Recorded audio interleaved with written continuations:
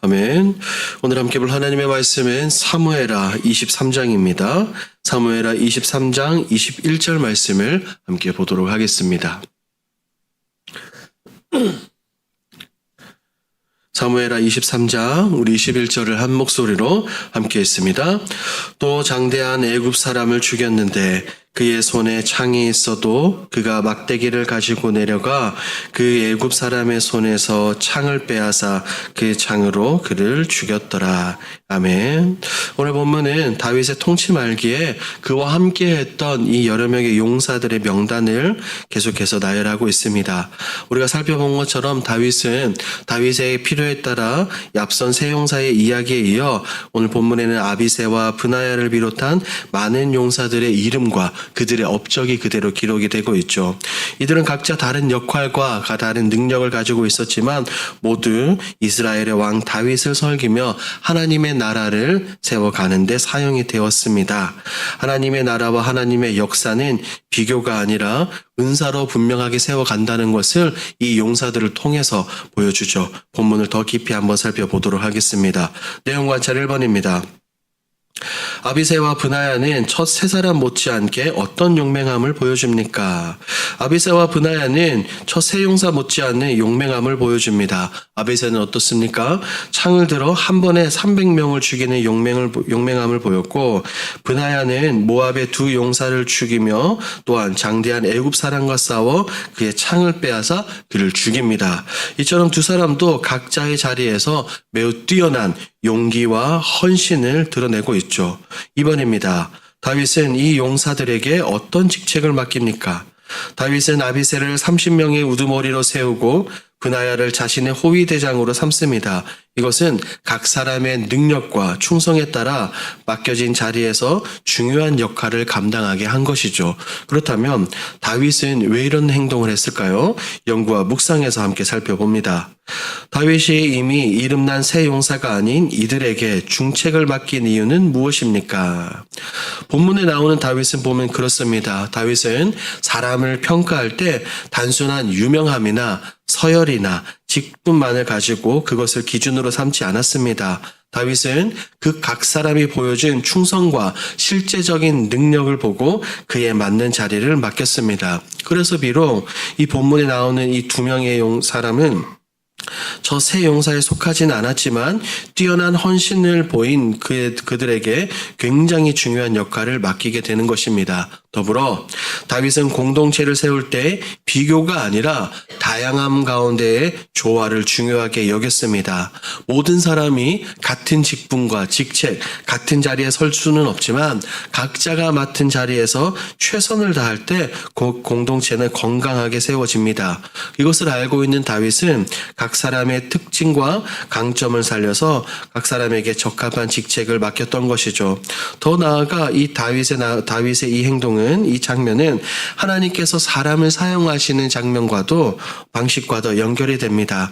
하나님은 어떻습니까? 우리 하나님은 하나님의 나라를 이루어가기 위해서 한두 사람, 능력 있는 사람만 쓰시는 것이 아니라 각기 다른 은사를 가진 사람들을 통해 하나님의 나라와 교회를 이루어가시는 것이죠.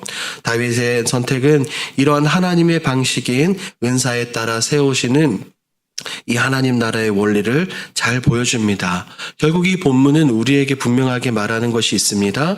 하나님 앞에서 중요한 것은 다른 사람들과의 비교를 통해 높은 자리에 서는 것이 아니라 내게 주어진 어떠한 자리라도 맡겨진 자리에서 충성하며 준비된 모습으로 살아간다는 것이죠. 느낀 점을 봅니다. 더 뛰어난 사람들에 가려질 수도 있었지만 각자의 능력을 인정하고 중책을 맡긴 다윗을 보며 무엇을 느낍니까? 본문에 등장하는 다윗의 모습을 보며 사람을 세우는 기준이 비교가 아니라 존중과 분별이어야 한다는 것을 다시 한번 생각하게 됩니다. 각 사람의 능력과 충성을 인정하고 그에 걸맞는 자리를 분명히 세우죠. 이러한 모습 속에서 공동체를, 이 나라를 건강하게 세워가는 참된 리더의 모습을 보게 되는 것입니다. 더불어 이 장면을 통해 스스로를 돌아보게 됩니다. 우리 스스로 나는 다른 사람과 비교하며 누군가를 평가하고 있지는 않은지, 혹은 눈에 잘 띄지 않는 사람의 가치와 소중함을 놓치고 있는 것은 아닌가라는 그런 생각들을 해봅니다. 왜냐하면 하나님은 각 사람을 다르게 지으시고 각기 다른 자리에서 사용하신다는 것을 이 본문을 통해서 깨달을 수 있기 때문입니다. 더불어 이 말씀은 모든 사람들에게 위로를 줍니다.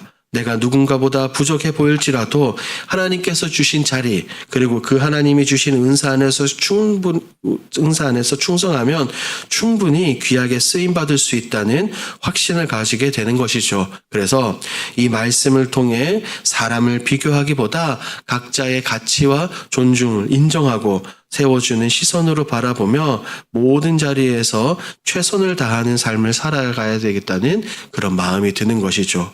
적용을 봅니다. 공동체 안에서 내 은사와 능력이 인정받아 쓰임받은 적은 언제입니까? 우리 스스로를 한번 돌아봅시다. 공동체 안에서 하나님께서 내게 주신 이 은사, 달란트, 이 능력이 사용됐던 순간들이 굉장히 많을 것입니다. 이런 자리는 앞서 많은 사람들에게 드러나는 그런 특별한 자리가 아니더라도 누군가를 섬기고 누군가를 돕는 과정에서 이런 것들이 주어졌을 것입니다. 하나님께서 분명히 나를 통해 일하셨던 그런 경험들이 있을 것입니다. 성경을 보면 이런 장면들이 굉장히 많이 나오죠. 특별히 브살레를 예로 들 수 있습니다. 그는 어떤 사람입니까? 성막을 만드는 일을 위해 하나님께서 지혜와 기술을 주셔서 특별히 세우신 사람입니다. 그는 모세처럼 눈에 띄는 그런 지도자는 아니었지만 하나님이 주신 그 은사를 따라 자신의 역할을 감당하며 공동체를 세우는데 크게 쓰임 받았습니다. 이런 말씀들을 보며 우리는 질문하게 됩니다. 나는 하나님이 내게 주신 그 은사를 알고 그것을 지금 내 공동체를 위해서 사용하고 있는가라고 라는 말입니다. 오늘 하루 하나님께서 주신 은사를 감사함으로 받아들이고 그 은사를 통해 하나님의 나라와 주님의 몸된 교회를 세워나가야 되겠다는 분명한 결단으로 나아가게 되죠. 마지막 결단입니다. 공동체 안에서 비교하며 경쟁하지 않고 하나님께 받은 은사로 충성하기 위해 오늘 무엇을 실천하겠습니까? 오늘 말씀을 생각하며 다음과 같은 결단을 해보는 것은 어떨까요? 먼저는 내게 맡겨진 역할에 집중하는 것입니다. 다른 사람과 비교하기보다 하나님께서 나를 부르시고 지금 나에게 맡기신 그 자리와 사명을 돌아보고 그 일에 온 마음과 힘을 다 쏟는 것입니다. 그렇게 하나님의 나라와 영광을 위해서 살아가는 것이죠. 그리고 다른 사람의 은사를, 다른 사람의 달란트를 기쁨으로 인정해 보는 것은 어떨까요? 누군가 잘하는 모습을 볼 때 그 모습을 보며 위축되기보다 그런 모습들을 보며 진심으로 축하하고 격려하며 함께 주님의 몸된 공동체를 세워가는 것이지요. 이렇게 살아갈 때 하나님의 마음을 시원케 하는, 그리고 성경이 말하는 그런 참된 공동체가 될 수 있을 것입니다. 오늘 하루 이것을 기억하시고 우리의 삶 가운데 이 모든 것을 실천하시는 저와 여러분들이 되길 우리 주님의 이름으로 축복합니다. 아멘. 오늘 들은 말씀을 기억하면서 우리 함께 기도의 자리로 나아가겠습니다. 첫 번째입니다. 타인들과의 비교의식을 버리고 충성으로 교회를 섬기게 하옵소서. 공동체 안에서 비교와 경쟁이 아닌 하나님께서 주신 은사와 능력으로 충성하며 섬기게 하옵소서. 계속된 우리 4월 공동기도 제목입니다. 하나님과의 관계가 더욱 깊어지고 날마다 동행하는 삶을 살아가게 하옵소서. 말씀과 기도를 통해 영성이 회복되고 믿음이 더욱 견고하게 세워지게 하옵소서. 이와 같은 공동기도 제목으로 기도하시고 여러분들이 가지고 오신 개인 기도 제목으로 우리 자유롭게 기도하시다가 돌아가겠습니다. 우리 주여 힘차게 부르시고 기도합니다. 주여